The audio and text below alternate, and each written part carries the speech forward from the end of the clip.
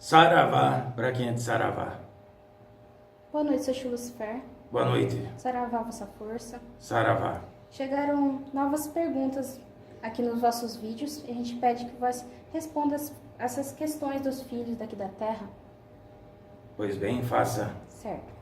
A primeira pergunta diz assim: boa noite, salve a banda. Posso fazer uma pergunta? Pelo alguns dos meus estudos sobre o que veio antes das Escrituras, a Bíblia, conheci o livro de Enoque que fala sobre os seres que vieram do céu, os Anunnakis. Quem são esses seres? Pelos meus estudos, vejo alguma relação entre esses seres, a espiritualidade e as Escrituras, a Bíblia, como se estivesse tudo ligado. Obrigado pelos ensinamentos. Agora, tudo que é ligado a civilizações que já passaram em cima aqui desse plano, há eras atrás, então sempre gira, tem muita coisa envolvida em termos de especulação, certo? De achismos de determinada situação, do que se trata ou do que se deixa de ser, ou o que realmente é. O mais importante dizer, quando está ligado uma questão a civilizações do passado, de um passado distante, é se limitar às informações que estão à disposição. Mas em disposição, assim, de forma palpável, de forma esclarecedora, de forma indiscutível. O que é uma informação de forma indiscutível? Toda civilização, então, deixou ou restaram evidências a respeito dessa civilização. E sendo assim, informações, mesmo que escassas, a respeito de quem eram, do que faziam aqui e por que deixaram de existir neste plano, nessa terra. Então, para quem gosta de pesquisar, de se informar sobre a antiguidade, aquilo que está ligado aos primórdios da civilização humana, então é importante a pessoa ter um conhecimento básico a respeito de várias civilizações que de fato e de verdade existiram. Porém, não se pode dedicar uma vida, a não ser que seja realmente um cientista, a alguma pessoa que ela está ligada diretamente aos locais pelos quais tais civilizações estiveram, locais dessa terra, para ser mais específico. Por que eu digo isso? Para que a pessoa não divague, porque já foi dito uma vez aqui, então eu vou falar novamente, de forma breve, que o mais importante, se a pessoa, toda e qualquer resposta que a pessoa procure a respeito que seja de civilizações antigas, a respeito da espiritualidade como um todo, a respeito de qualquer um dos mistérios, as respostas todas existem dentro de cada um. Por isso que o importante, o foco de qualquer pesquisa, de quem adentra um caminho de descoberta, de se deparar com aquilo que é verdade e não só com aquilo que tentam de maneira forçada ou de maneira através de manipulação de informação, colocar na cabeça dos filhos como uma verdade absoluta, que na verdade não passam só de teorias, porque teoria é teoria, teoria não é um fato comprovado, é uma ideia, à beira de uma especulação. Então, o que vale mais é que a pessoa passe a se conhecer, porque qual a serventia da pessoa poder se deparar com um conhecimento de uma civilização antiga, sendo que ele não conhece nem a si próprio? Então ele não entenderá aquilo que acontecia nos primórdios da civilização, porque era um equilíbrio entre forças espirituais, cósmicas e terrestres, física, do plano físico. Então, se não tiver esse desdobramento, esse conhecimento pessoal, íntimo, verdadeiro, de saber quem é cada pessoa, quem ele verdadeiramente é, ou pelo menos ter uma noção, ou se aprofundar, ter um autoconhecimento de si próprio, da sua vida, ou do porquê ele está aqui em cima deste plano, o porquê da humanidade estar aqui manifestando aquilo que manifesta,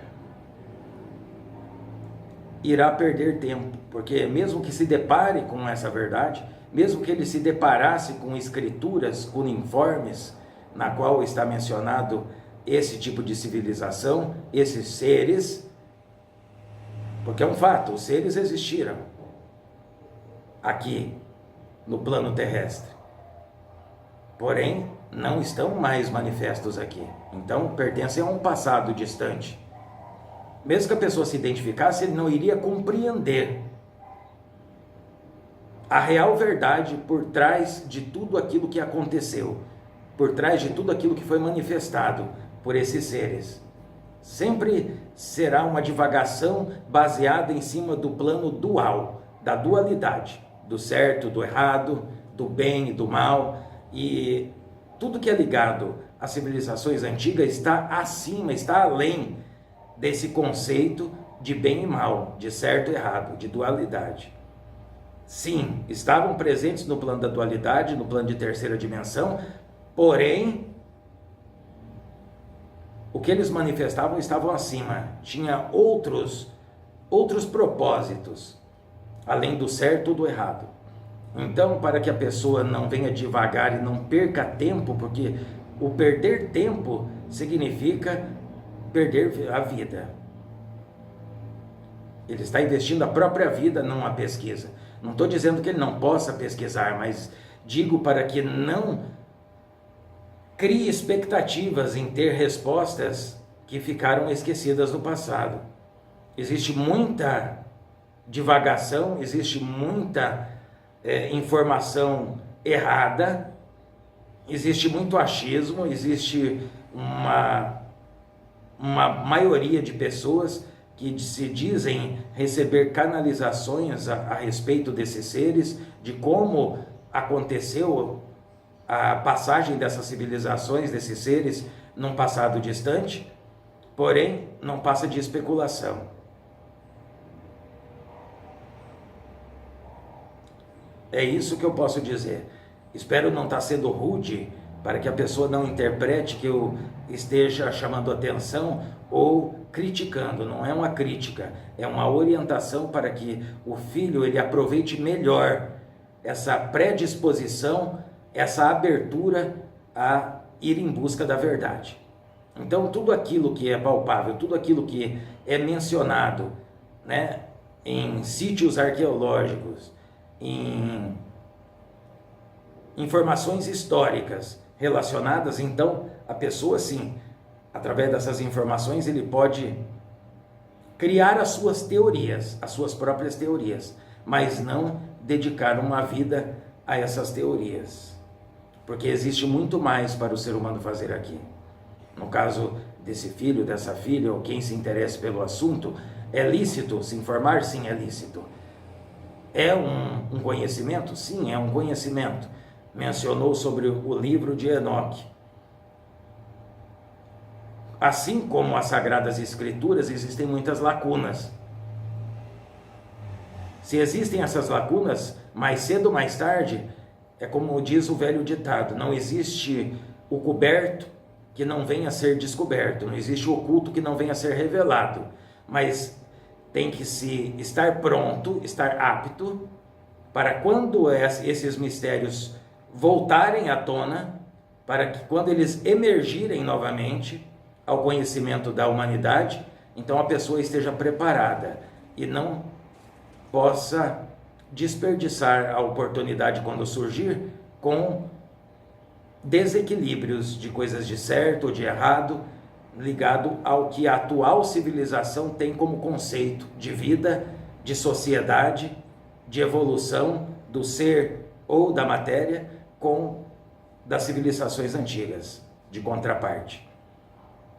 Então, por isso que necessita esse trabalho interno, esse equilíbrio interno, essa busca interna pelo qual a pessoa estará apto e também poderá se manifestar através de sonhos lúcidos, através de uma materialização de alguma dessas entidades para a pessoa, para que lhe venha revelado mediante ele se coloque em condições de capacidade de poder receber essas informações, para não enlouquecer, para não deturpar a própria vida, certo? Com achismos.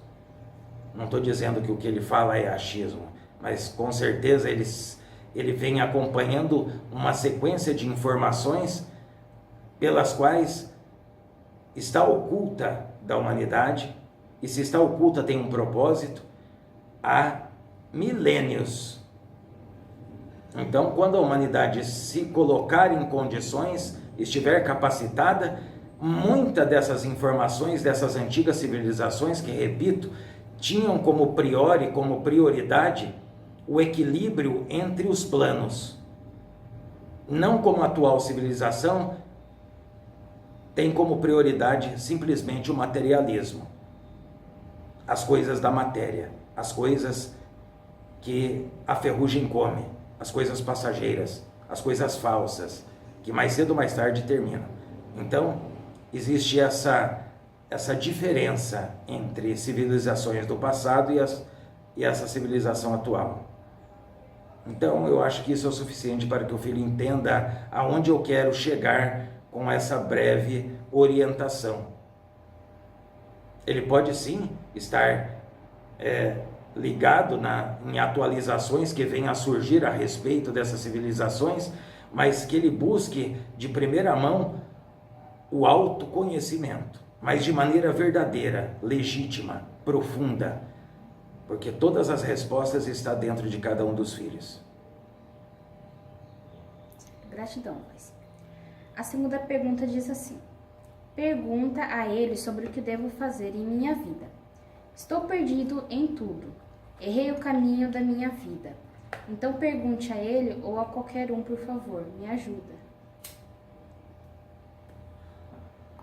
Agora, não tem nenhum problema enquanto ter errado em cima dessa vida, porque já foi dito aqui e será dito novamente. Quem não errou, irá errar. Quem está errando, então tem a oportunidade de não errar mais.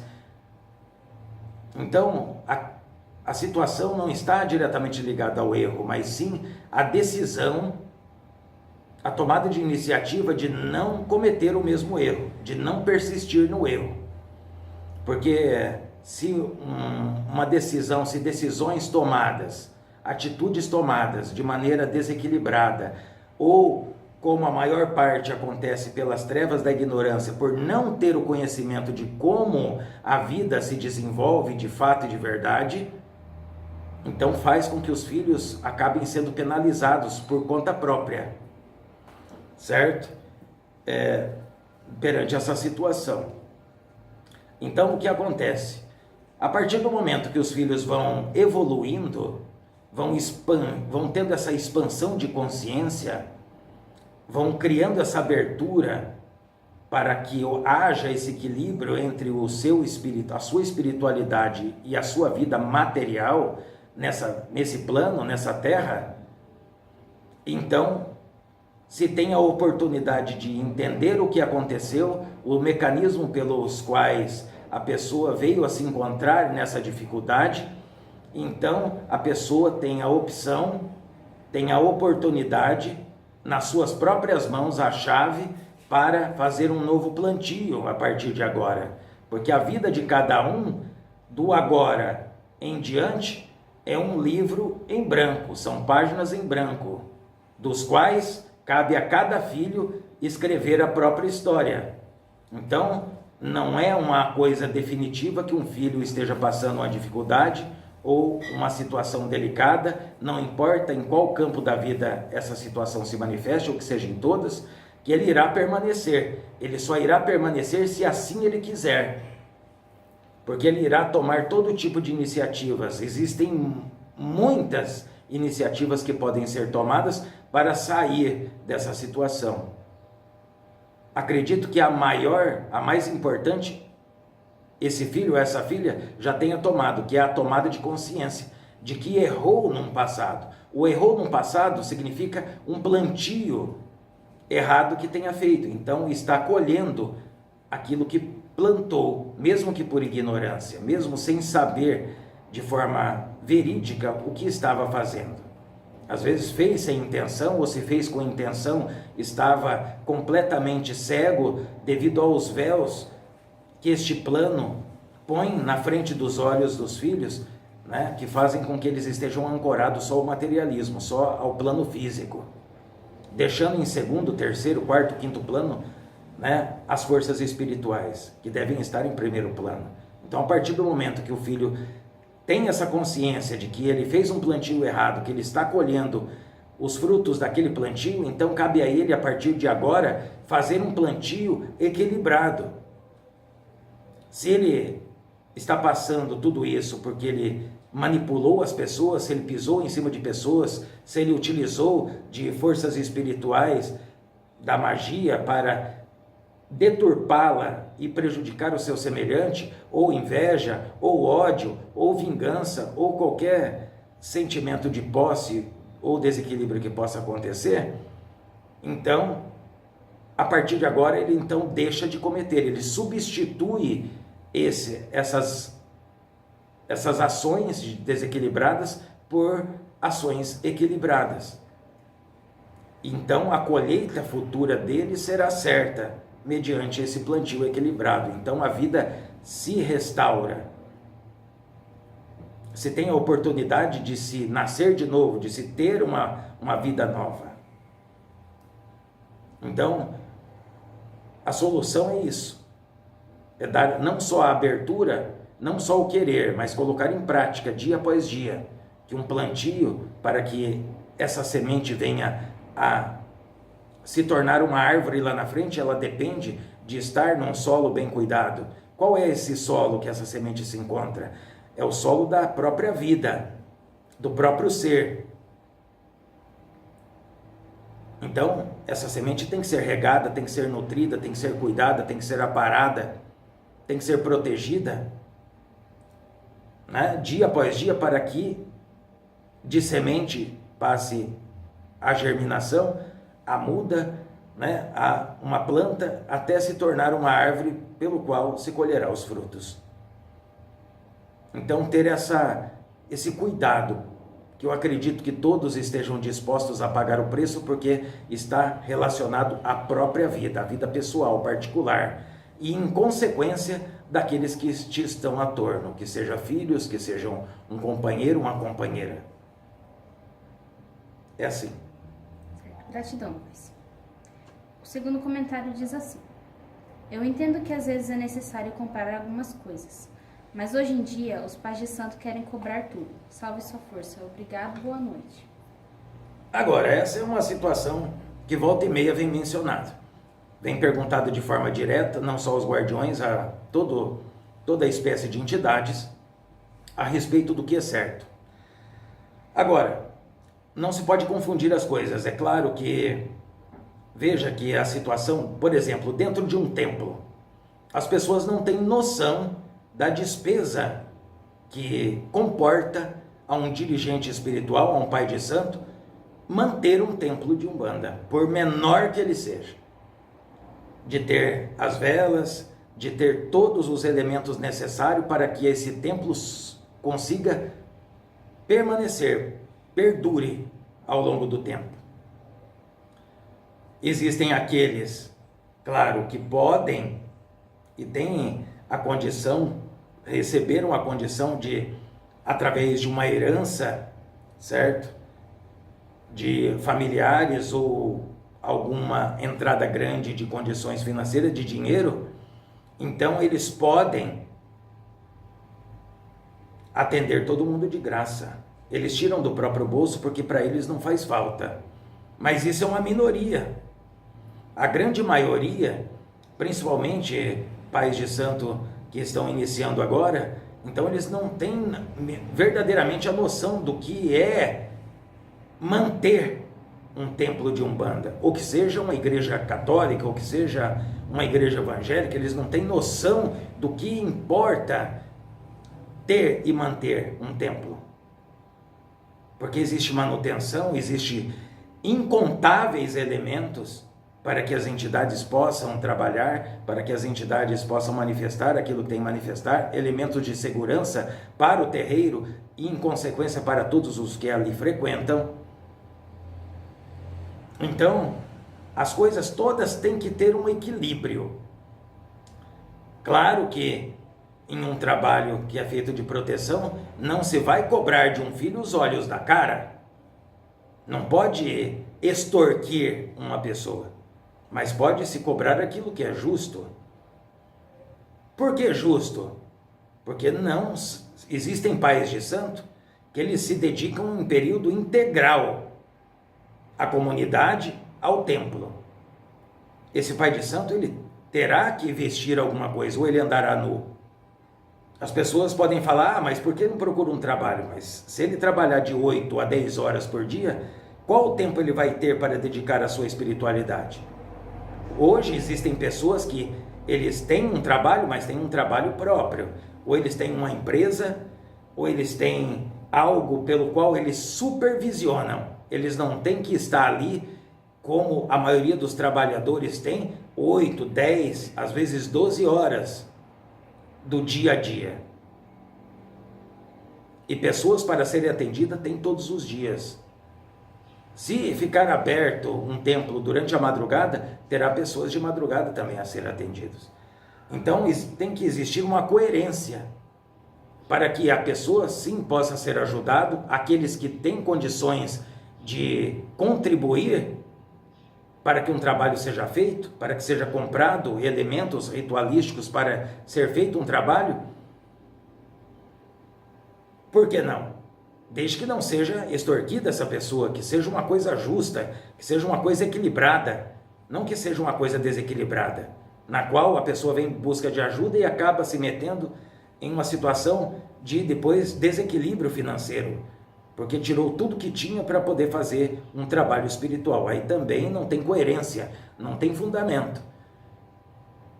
Assim como existem situações de pessoas que baterão na porta de um templo espiritual que não têm realmente condições de comprar uma vela.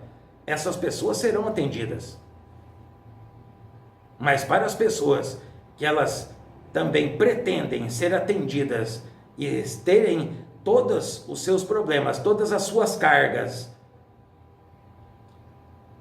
que eles trazem consigo de todo tipo de desequilíbrio, de todo tipo de dificuldade, obsessões, trabalhos de magia serem quebrados. Então tudo isso, essa energia, toda essa carga vem para dentro do terreiro e está ligado diretamente ao Pai de Santo e aos médios que estiverem presentes. Então, se é feito defumações, banhos e uma série de outros fundamentos para manter aquele templo de forma harmonizada, porque senão chegará um ponto crítico na qual o templo cairá devido a uma quantidade absurda de energias deletérias, desequilibradas. Então, se uma pessoa tem condições de pagar o próprio ritual ou dar uma contribuição para um templo, é lógico e legítimo que ele tem que dar, porque se ele não fizer esse investimento na própria vida, mas um investimento, repito, justo, não coisas exorbitantes, que não tem fundamento, certo? Porque se ele não investir na própria vida, ele sai daqui, ele vai encher a cara lá no bar. Ou então a maioria, como eu já vi, ou muitos outros guardiões que estamos nesse plano, nas encruzilhadas, nos caminhos, em todos os campos, de pessoas que chegam chorando, pedindo ajuda, pelo amor de Deus, são ajudados e saem e vão para a prostituição. Vão para festas, vão jogar dinheiro fora, certo? Então é lícito que essa pessoa que tenha condições, e as entidades sabem as pessoas que têm condições, certo? Para que elas contribuam. Agora, para aquela pessoa que não tem nada, que as entidades também sabem, porque não pense vós que nenhum ser humano engana a entidade. Entidade de verdade não. A entidade pode não comentar, para deixar aquele filho aprender por conta própria. Ou às vezes para não colocá-lo em maus lençóis, ou para que ele não se sinta ofendido, né? Mas muitas das vezes, quando a pessoa usa de tons, às vezes, de arrogância, ou ele abusa de se colocar num vitimismo tão grande, que daí, então, principalmente nós, os Exus, assim como as pombogiras, então somos obrigados a esclarecer a situação pelo qual ele se encontra, que o que ele está dizendo não é verdade, que ele quer enganar quem? Sendo que a energia das pessoas revelam a situação pelas quais ele se encontra. Então é legítimo. O que não é legítimo é também fazer uma cobrança de um trabalho em valores absurdos, porque não tem fundamento.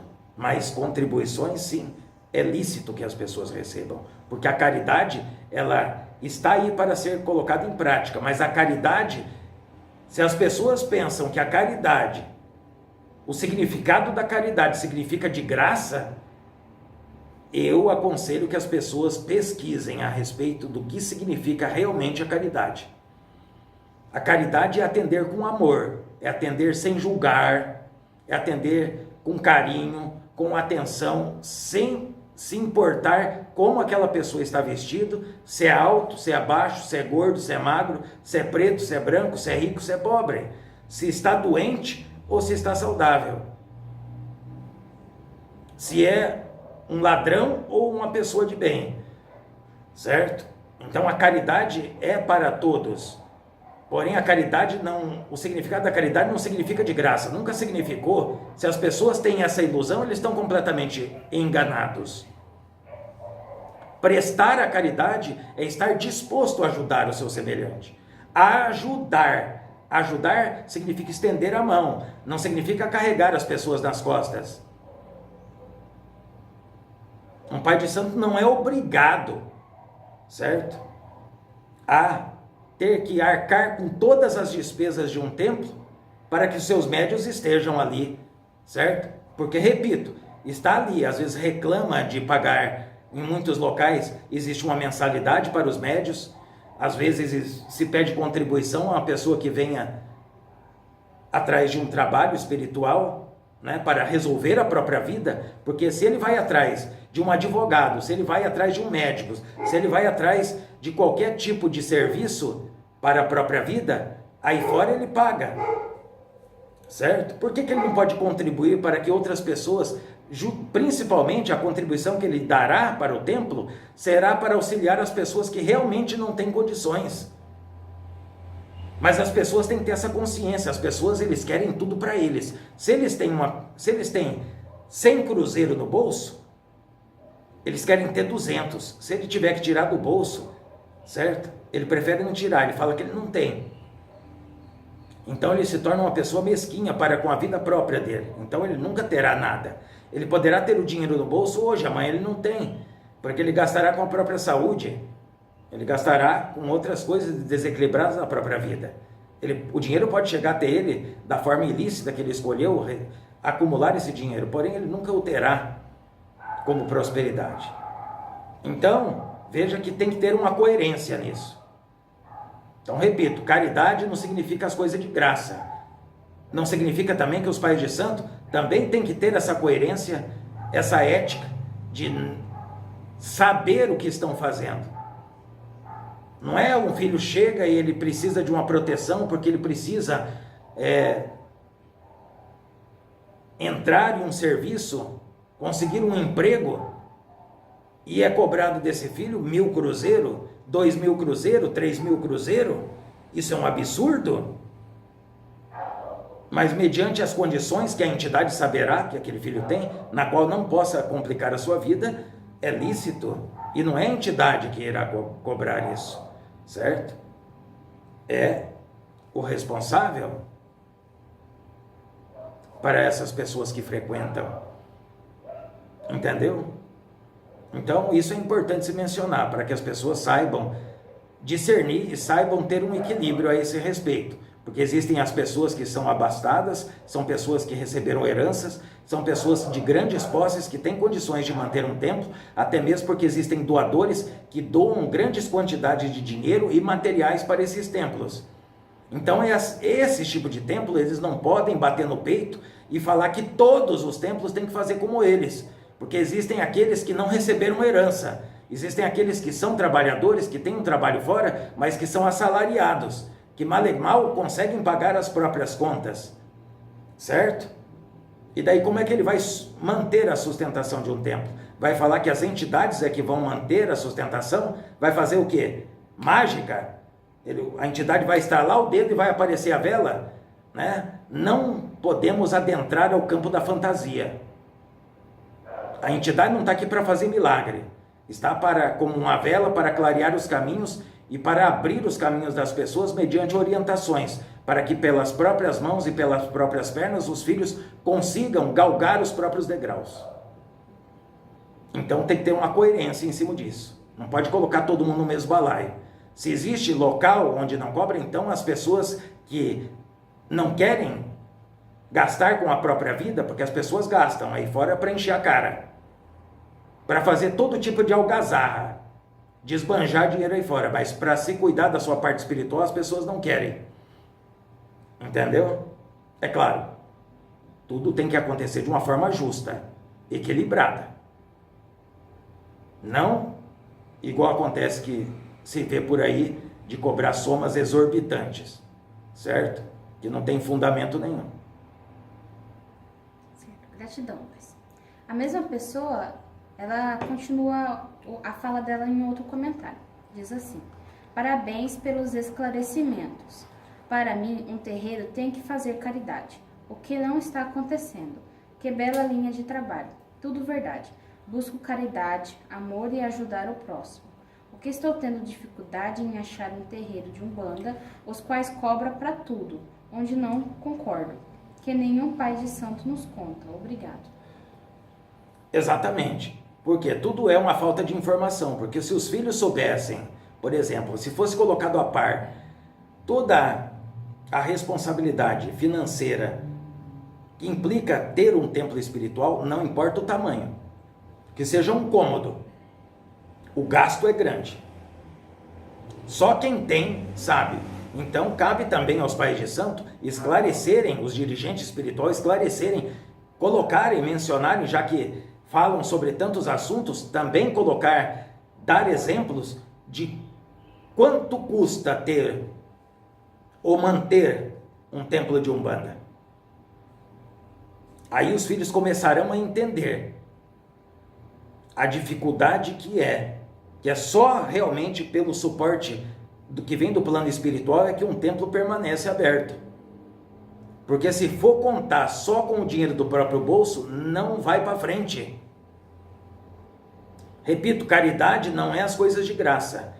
Se um filho ele se sente extorquido, procure um outro local. Existem tantos locais. Por isso, essa oportunidade para que as pessoas se deparem com a própria verdade, com essa verdade neutra, essa verdade perene, para que a pessoa tenha as rédeas da própria vida nas mãos, para que ele se torne uma pessoa espiritualizada e ele não dependa, né, de locais que são acostumados a extorquir as pessoas com somas exorbitantes. Então, a pessoa, sim, ele tem que dar essa abertura. Esse é o objetivo de se tornar uma pessoa espiritualizada, é ter essa conexão com a própria espiritualidade, certo? Para que a espiritualidade flua na sua vida por conta própria, sem precisar de mediadores, sem precisar de ir atrás do padre ou do pai de santo, porque esse é o propósito. Todos são morada da essência divina, todos são filhos de Deus, todos têm essa chispa divina, essa centelha divina dentro do próprio templo, que é este corpo, essa matéria. O que diferencia um filho e uma filha que tem uma vida normal do pai de santo, ou do padre, ou do pastor, ou do monge, ou de quem quer que seja? São seres humanos a mesma coisa. Não existe o melhor ou o pior. Não, simplesmente aquela pessoa que está envolvida com a espiritualidade, ele deu abertura, ele pagou o preço de muitas vezes não estar na farra, não estar na bagunça que o mundo é acostumado a viver, como um hábito. Não que a pessoa não possa se divertir, não possa sair beber uma bebida, não possa fazer, ter as suas próprias satisfações, ir a um restaurante, fazer um passeio, fazer viagem, mas isso não pode ser um hábito. Então, essas pessoas, eles investiram, em vez de eles estarem muitas das vezes passeando ou enchendo a cara em um boteco, eles estavam investindo na própria espiritualidade. Então as pessoas têm que investir na própria espiritualidade, eles têm que procurar um local pelo qual eles recebam essa orientação, pelo qual as perguntas que eles necessitam, que cada caso é um caso, cada pessoa é uma pessoa, ele receber uma orientação específica para a própria vida, para que ele possa começar a galgar os caminhos com as próprias pernas, não sendo arrastado por outras pessoas, não sendo condicionado por situações que envolvem todas as religiões. Falo situações, não estou dizendo o sagrado, porque o sagrado é o sagrado. Não importa se é o católico, não importa se é a Umbanda, não importa se é a Quimbanda, não importa se é o Espiritismo, não importa. O sagrado é o sagrado. Agora, quando o homem, o ser humano, está como mediador, então tem que fazer atenção. Quem é esse mediador? Quais as orientações que esse mediador proporciona a esses filhos? É para acorrentá-los ainda mais? É para jogá-los no precipício? Nos mais absurdos desequilíbrios da ganância e das trevas da ignorância, de vingança, de inveja, de destruição? Ou as orientações é para que a pessoa tenha o domínio da própria vida, seja uma pessoa próspera, uma pessoa honesta, uma pessoa que não é dependente dos outros, mas sim se torne dependente única e exclusivamente do Divino Criador, Deus Todo-Poderoso? Então a pessoa tem essa opção, mas ele tem que dar não só dar abertura, mas ir ao encontro disso. E para ir ao encontro disso, assim como tudo em cima dessa terra, existe um custo. Certo? Se o meu médio, eu estou usando esse chapéu porque ele comprou, certo? Ele poderia ir atrás de doação? Pois é, ele poderia. Esse chapéu sairia de forma gratuita? Não, não sairia, porque alguém comprou para fazer essa doação. Ou alguém abriu mão desse chapéu para fazer uma doação. Né? Mas então essas coisas têm que ser vistas mais às claras e com um equilíbrio, certo? Com uma coerência, para que não haja o desequilíbrio de colocar situações que são legítimas, como eu já mencionei de vez passada, de contribuições, de doações, de comprar materiais para aqueles que têm condições. A pessoa precisa, porque até mesmo ele irá valorizar, porque a maioria das pessoas recebem. Quantos já entraram em terreiros, receberam ajudas e curas pelas quais eles andaram anos, passaram em todos os tipos de médico, todos os tipos de religião e pararam na Umbanda e de repente receberam aquela cura, ou vice-versa, foram receber a cura em um templo evangélico ou numa igreja católica, certo? E para isso, essa pessoa, ele investiu o tempo dele. Ele foi atrás, ele teve que pagar um transporte, ele teve que investir o próprio tempo. Por quê? Porque se trata da própria vida. Se vós faz uma... Se vós é mesquinho para aquilo que é ligado à própria vida, se vós é uma pessoa suvina, uma pessoa que ele não coloca a mão no bolso para cuidar da própria vida, da própria espiritualidade, repito, desde que seja equilibrado, né? Então essa pessoa, ela quer o quê? Ela espera um milagre, e daí ela terá que esperar sentada, e provavelmente ela irá passar toda essa experiência sem receber esse milagre, certo? Porque o ser humano nasceu para evoluir, para crescer, para experienciar, não para receber tudo de mão beijada. Se vós quer um papel na parede, que é diploma, né? Quer um diploma na parede? Chegue lá e vá. Existe alguma coisa de graça que vós faz? Muitos podem dizer, não, eu estudo de graça. É? Os livros que vós compra é de graça? Não, vós gasta, vós tem que fazer algum investimento. Algum investimento tem que ter da sua parte. Porque se não tiver, vós não vai dar valor. Porque vós não suou, vós não correu atrás daquilo. Vós não deu a devida importância.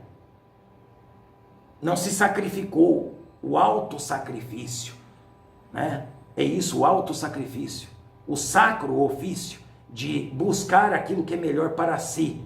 Não é um egoísmo, mas desde que esse melhor para si lhe traga o equilíbrio, lhe possa proporcionar uma vida como se deve, em todos os sentidos.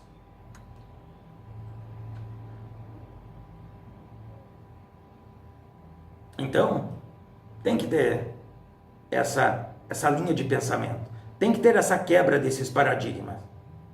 Porque todo mundo, principalmente nessa parte aqui do planeta, dessa terra, nessa terra aqui, as pessoas estão acostumadas sempre a dar um jeitinho para tudo. A querer mascarar as coisas. A querer tapar o sol com a peneira. Só que não é assim que funciona. Não é assim que funciona. As pessoas que vivem assim, eles não vivem, eles sobrevivem. As pessoas têm que sair dessa área de sobreviver e passar a viver. Mas para isso ele tem que ser justo, ele tem que ser honesto para consigo e para com os outros. Porque pergunte, faça uma pergunta para si próprio. Se vós é só, mesmo que vós seja só, ou que vós tenha filho, ou que vós tenha um companheiro, uma companheira, se existir 2 pães, certo? Um está perfeito, né? Com um cheiro agradável, recente, e o outro já está passado de uns dias. Se alguém bater a sua porta com fome, vós vai dar qual para ele? Vós vai dar o pão melhor, né? Ou vós vai falar, não, eu vou dar esse daqui. Eu estou ajudando do mesmo jeito? Veja, isso é egoísmo. Né? Porque se fosse fazer o certo, ele teria de tirar metade daquele que está novo, metade daquele que já está um pouco passado, entregar e ficar com a mesma porção, idêntica àquele que veio pedir ajuda. Se a pessoa tem 2 moedas no bolso e alguém pede ajuda, ele não dá ajuda. Ou se ele tem uma moeda, ele dá aquela moeda? Ah, não dá. Porque ele fala, não, se eu der vai ficar sem. Vai faltar para mim pagar meus compromissos. Então veja que tem toda uma situação a ser observada quanto a isso. As pessoas sim, eles têm essa predisposição através da sua essência, da sua alma, do seu espírito, de ser, de utilizar da misericórdia, de utilizar da caridade, que é auxiliar o semelhante, de coração aberto, de estender a mão.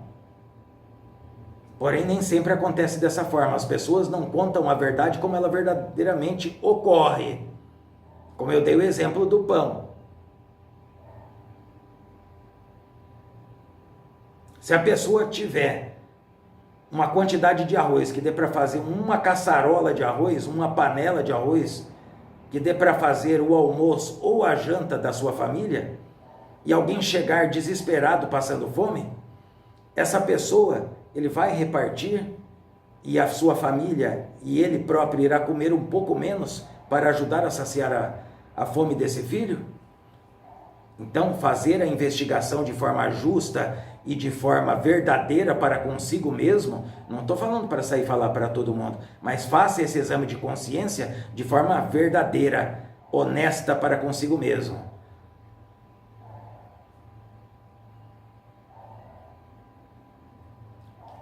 Porque, repito, ajudar as pessoas não significa carregá-los nas costas. Ajudar as pessoas não significa carregar ela nas costas. É estender a mão para ajudar essa pessoa a se levantar. Para dar uma boa palavra de incentivo a essa pessoa, enquanto todos estão pisando e humilhando essa pessoa que está caído. Isso é ajudar a pessoa. Isso é fazer a caridade. Não jogar a pessoa nas costas e sair carregando. Não, não é assim. Se a pessoa caiu e se machucou e não consegue andar, não a carregue. Vós pode se limitar em sentar junto com a pessoa e conversar com ela para que ela entenda, se for o caso de quem tem já conseguiu chegar nesse ponto de esclarecimento, de poder entrar em um diálogo com essa pessoa para que ele entenda o porquê ele se machucou. Que se ele tivesse tomado os devidos cuidados na própria caminhada, ele tinha evitado cair nesse buraco e se machucado. Vós pode, sim, dar o ombro para ajudar, e se ele está com a perna machucada, aquele caminhe, mas para chegar até a sua casa. Não para estar com ele no ombro atacado a vida toda. Porque senão, esse tipo de ajuda, que muitas pessoas pegam e fazem, que é dar tudo que a pessoa precisa. Porque a pessoa está sofrendo, eu vou dar essa quantidade de dinheiro. Porque a pessoa está sofrendo, a pessoa está passando esse problema, eu vou dar toda essa comida para essa pessoa. Não, a pessoa sim tem que ser ajudada. Se pode dar uma importância para a pessoa, mas que seja o necessário para que ela supra aquela necessidade de forma ali, imediata. E pronto. Porque senão essa pessoa, ela cairá no marasmo, ela cairá na comodidade de não querer fazer nada pela própria vida, porque tem sempre alguém que faz por ela. Então isso não é ajuda, porque a hora que essa pessoa que está sempre ajudando, que seja a mãe que ajuda sempre o filho, que seja o marido que ajuda sempre a esposa que ajuda sempre o marido, né? Ou que ajuda sempre o amigo que ajuda sempre o amigo, ou que seja qualquer situação. Quando essa pessoa faltar, porque essa pessoa mais cedo ou mais tarde ela irá desencarnar, ela irá morrer, ela irá passar para outro plano, ela não contará com essa ajuda. E daí? O que ela fará da própria vida? Que ela não moveu nada, ela não se capacitou para ela conquistar aquilo que seja necessário para o seu sustento. Para onde ela vai partir? Para as coisas ilícitas, que traz dinheiro fácil, para roubar, para vender coisas que não prestam, drogas, certo? Para fazer todo tipo de situações que trazem os desequilíbrios para a humanidade, porque ele viveu sempre da dependência. Quando houver a necessidade, ele não tem capacidade de se mover. Por mais que essa pessoa seja inteligente, mas ele nunca colocou em prática. Então, quando ele for colocar em prática, ele não tem a experiência da prática. Ele não vai conseguir se sustentar. E daí? Ou essa pessoa vai entrar no desequilíbrio e vai partir para as coisas ilícitas, para o dinheiro fácil, para a prostituição, ou então essa pessoa irá tirar a própria vida. Porque ele se colocará num vitimismo tão grande, na qual ele irá se considerar a pessoa mais injustiçada dessa terra, sendo que não é verdade.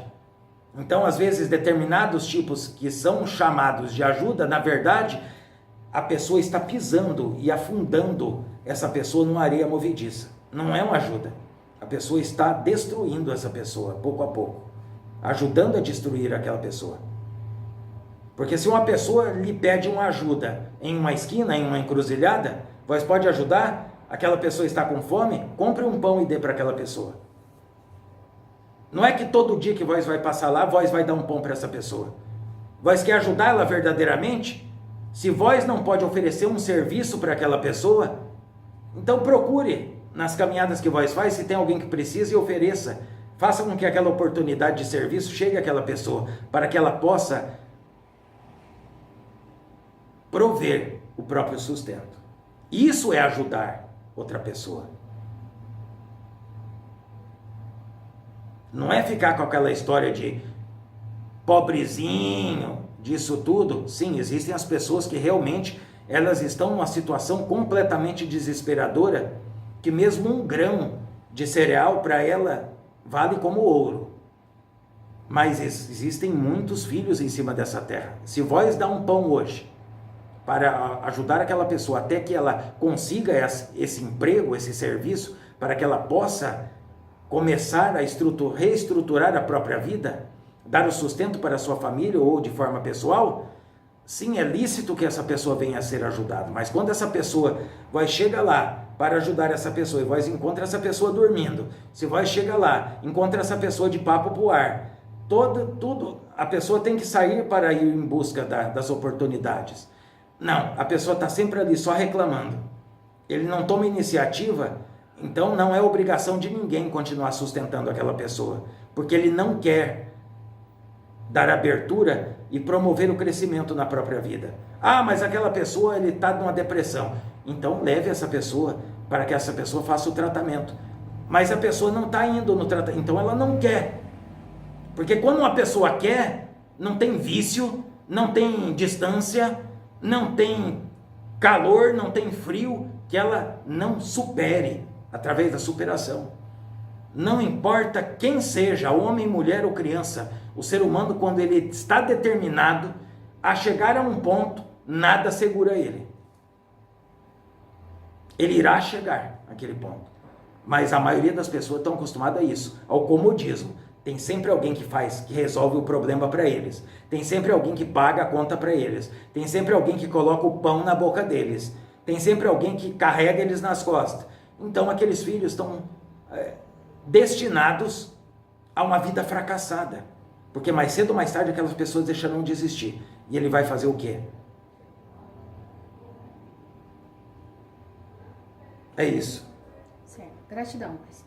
A próxima pergunta diz assim: comecei a frequentar a Umbanda faz cerca de um mês. Nunca tinha ido antes, mas conheço algumas coisas muito superficialmente. Na primeira gira que fui assistir, quando estava indo embora para casa, sentia medo, pois apesar de morar numa cidade do interior, já estava tarde, as ruas desertas e eu a pé e sozinha.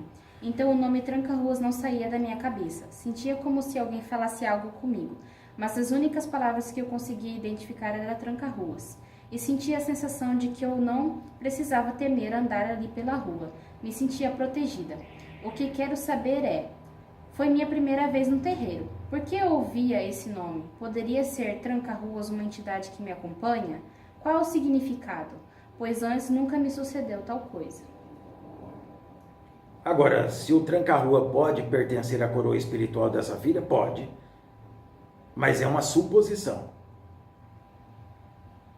Geralmente, nos terreiros, o que acontece? Sempre existirá um tranca-ruas na porteira. Quando não existe também um tranca-ruas no terreiro, trabalhando. Como Exu de trabalho. Existirá um tranca-ruas na porteira. Então, os tranca-ruas, então, eles têm essa ligação com o espírito humano, na qual como eles também, assim como outros guardiões, são senhores dos caminhos, né? São responsáveis por abrir e fechar caminhos. Quando eu falo fechar caminhos, não significa fazer os filhos sofrerem, mas quando existe uma necessidade para que um filho não se prejudique ainda mais a própria vida, então os caminhos são fechados para aqueles filhos. Então, pode sim ocorrer que essa filha tenha um tranca-ruas na sua espiritualidade. Agora, como pode, o que seja mais provável que, como as entidades sabem quando uma pessoa está ali pela primeira vez, a pessoa não precisa falar, se conhece pela energia, ainda mais se um tranca-ruas estiver numa porteira. Então ele conhecerá que aquela pessoa é uma leiga, que ela nunca frequentou, que ela está ali sozinha. Além disso, é uma mulher. Então, devido ao horário, esse tranca-ruas, né, essa entidade, que é um exímio conhecedor deste plano, então ele sabe os perigos que ocasionam o retorno de uma mulher tarde da noite. Ou que seja durante o dia, uma mulher sozinha sempre, de uma forma ou de outra, assim como um homem, também comporta riscos. Então, é automático que esse tranca-ruas, então, ele possa acompanhar essa filha para lhe dar segurança para o retorno da sua casa. Porque se ela veio, ela está dando uma abertura espiritual. Ela está ali, de coração aberto, para conhecer, para ter contato com essa espiritualidade ou com a sua própria espiritualidade, então é justo que essa entidade, que seja um tranca-ruas ou que seja qualquer uma outra, possa dar a ela essa proteção, essa segurança, para que ela não se traumatize em uma situação que ocorra uma violência ou algum perigo que ela possa correr, e ela ligar: ah, isso aconteceu porque eu fui num terreiro de Umbanda, certo? Porque algum espírito ruim me acompanhou. Não. Então, às vezes, vinha mencionado isso. Por quê? Porque ela também pode ter uma espiritualidade. Se ela está ali de coração aberto, então tem essa conexão. Então, ela pode ouvir esse tranca-ruas. O próprio tranca-ruas pode estar se apresentando para ela. Falar: olha, vós pode estar sentindo uma presença, vós pode estar sentindo um arrepio no corpo, uma presença diferente, vós não sabe o que é. Então, eu estou me apresentando. É tranca-ruas. Vai estar em segurança, nada te acontecerá, eu estou aqui para lhe defender no seu caminho de volta até a sua casa, certo? Então é mais provável que aconteça esse tipo de situação. Agora, de ela ter na espiritualidade, na coroa, que ela seja uma médium, isso é uma coisa a ser descoberta, é uma coisa a ser avaliada, certo? Para chegar em uma informação mais precisa. Mas provavelmente seja isso que aconteceu. Ela foi acompanhada, ela foi protegida no seu retorno para casa, justamente para que ela tenha, que ela continue dando essa abertura à sua espiritualidade, ou a simpatia que ela tenha com as entidades, os Exus ou com a Umbanda, ou o local que ela frequenta, se ela se sente bem, se ela se sente acolhida, né? Se ela não se sente invadida ou abusada, então é lícito que ela receba esse suporte espiritual, que ela possa seguir avante, seguir o seu caminho, a sua caminhada, naquilo que ela tanto busca. É isso. Certo, gratidão, mas essas foram todas as perguntas. Então, muito bem. Então eu saravo as pessoas que são de Saravá, e boa noite para quem é da noite.